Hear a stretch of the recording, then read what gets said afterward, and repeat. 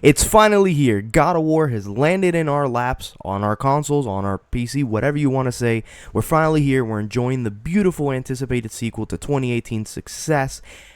And now I'm going to give you my honest opinion 1 week after release. This will be non-spoilers. All gameplay footage will be up until the Thor, which is basically what was revealed by IGN and stuff like that. I don't want to spoil any new video to nobody. And let's get right into this. Welcome to GreyMatter Games. It's your boy Gene, where I cover everything gaming. And if you're new to my channel, hit the like button, hit the bell for notification, and subscribe. And for those that support my channel, thank you very much. Let's keep this energy going. We can beat this algorithm together. Let's get right into it right away. I really love that this game gives you a summary option, right? It gives you a chance that if you haven't played the game or you're not in the mood to replay the game, but you want to catch up with the story, they give you a really good summary of overall story of the first game of 2018. And I think that's phenomenal. I think more games should be doing that in longevity, like long franchises. Right away, let's talk about the positives. I think the acting in here is phenomenal. The cast, from all the characters, from Thor to, well, I guess I can say Odin, and all the other mystery secret characters that would be revealed. The chemistry within everybody in this cast is amazing. The story delivers on all aspects. There's nothing wrong with the story. I really can't nitpick it. I mean, maybe if I dig deep I can. I don't know. But right now I think it's virtually perfect. If you're a long fan of God of War, you're going to love this game. And if you're someone new and you just started in 2018, this game does not disappoint whatsoever in terms of the story, world building, and the designs to every single character and environment. I think it's absolutely epic. Mechanically of the game, I'm going to say it's a flip. It's a coin flip, and it depends how you look at it. For me, it's a good thing and a bad thing, and hear me out.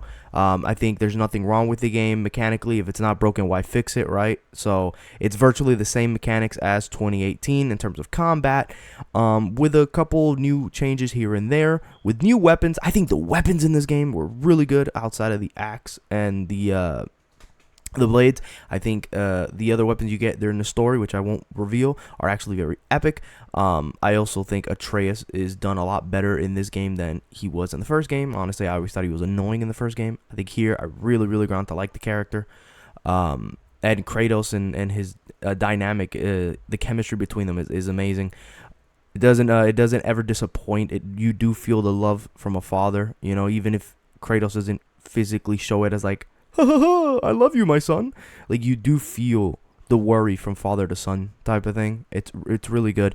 Another thing we're gonna talk about when it comes to mechanics, I felt like although it's, you know, if it's not broken, why fix it kind of mentality for this mechanic, which I think is fine. The thing is, my friend and I, you know, I have a couple friends, and they've all agreed that although it's the same mechanic, it's a little, I don't know, it feels a little clunkier in terms of like the combat system. The locking on and switching between enemies feel a little clunky. The rolling feels a little clunky. Just everything about it, although it's still the same game, it just feels clunkier compared to the first installment. I don't know why. That's just me, and I kind of agree. But, you know, to each their own. That doesn't really break the game.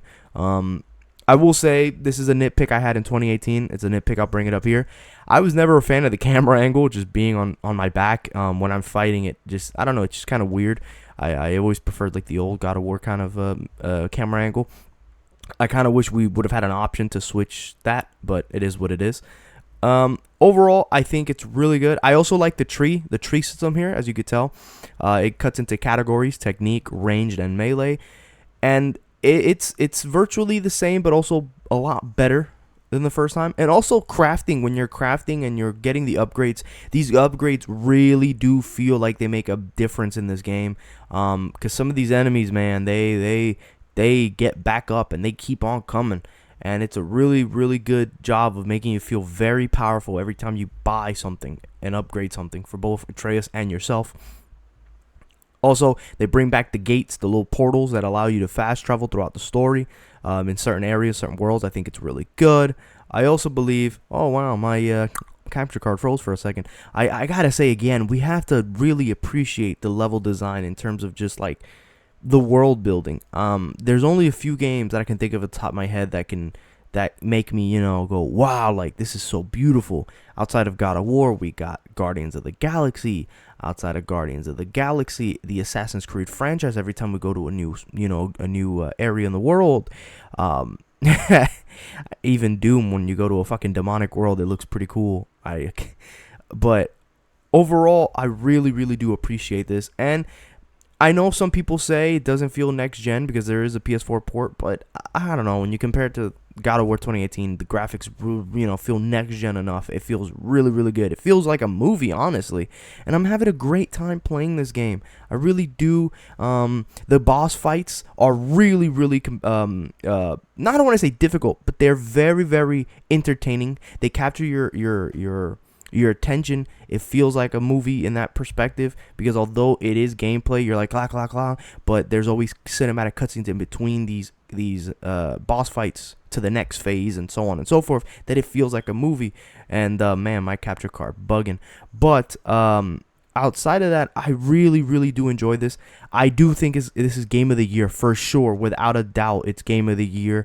I don't think it's 10 out of 10. That's for me. Some people think it's 10 out of 10. Good on you. I can't say what you can or cannot think, but I solidly give this a 9.